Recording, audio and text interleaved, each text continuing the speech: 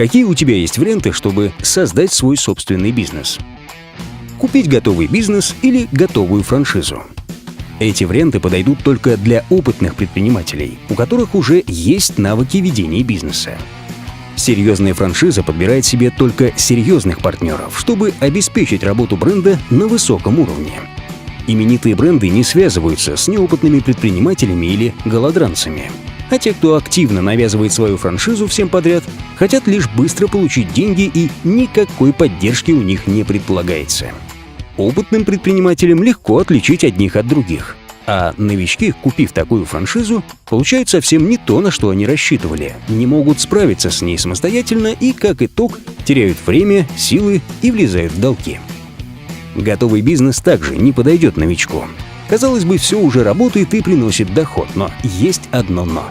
Этот бизнес создавал другой человек, отлаживал его и подбирал под себя команду, и он исчезает из вашей жизни после продажи бизнеса.